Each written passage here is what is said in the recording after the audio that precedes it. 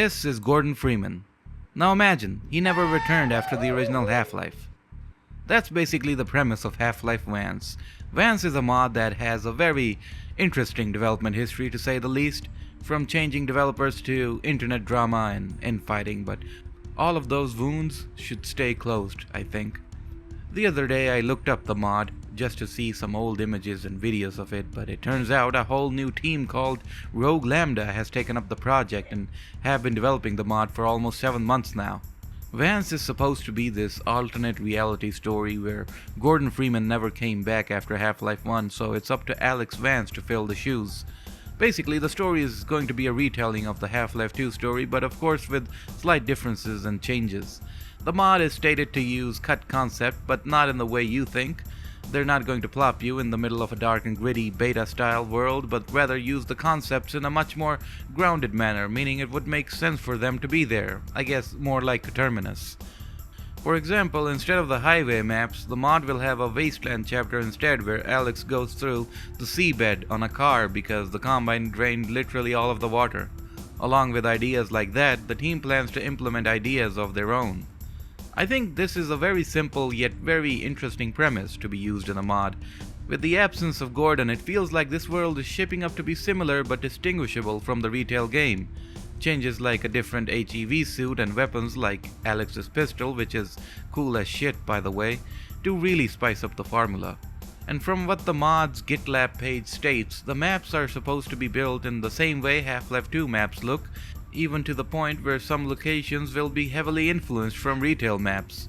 In terms of gameplay, and from what I experienced personally, the new parkour system does feel very fluid and not at all like. It's a nice little addition to the movement system.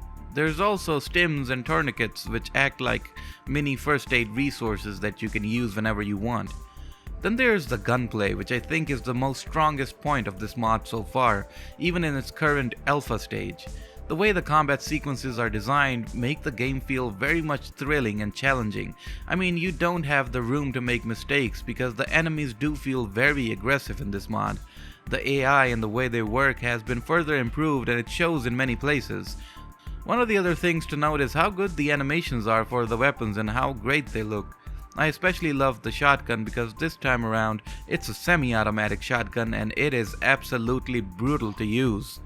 One more thing you might have noticed are that the graphics look kind of different in this. The thing is that the mod uses shaders and stuff like physics-based rendering and cascaded shadow mapping, ambient occlusion, deferred rendering, and path tracing.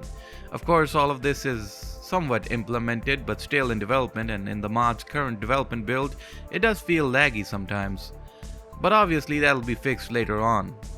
Out of all the graphical stuff, what I really liked was the use of the cascaded shadow mapping, or CSM as most people know it. Because of it, the shadows and the shadow resolution feel much more higher in quality and sharper compared to the retail Half-Life 2 shadows. But man, forget all that and come back to the gameplay. There were these couple of maps for a canal section, and right now it's currently in a blockout form, but even still, it's so much fun to play through them. The movement, combined with the gunplay, the layout of the maps, it all perfectly joins together to form this perfect jigsaw puzzle. Vance is shaping up to be one hell of an experience. After going through the maps currently available, I am excited beyond belief for further updates and eventually a final release, whenever that may be. I really hope nothing bad happens to the mod this time around because it just might be one of the best community-made experiences ever, and that's how much faith I have in this mod. Lastly, I have to mention the music. While I didn't hear a lot of it, I did love what I heard. Fast techno and industrial-styled combat music really pumped me up when I was playing one of the maps. It made the whole sequence feel so badass. I mean, just look at this, man.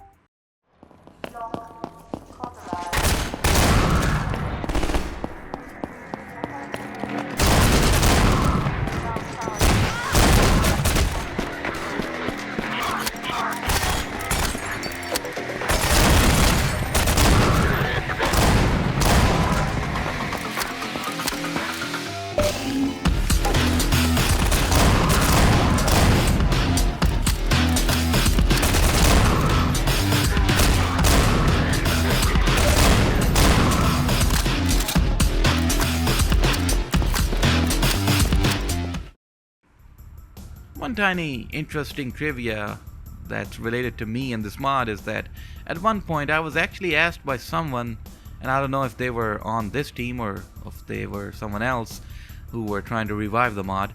They asked me to come on board as a composer for this mod and do the soundtrack for it, but at the time, due to personal obligations, I wasn't able to do it and I backed out.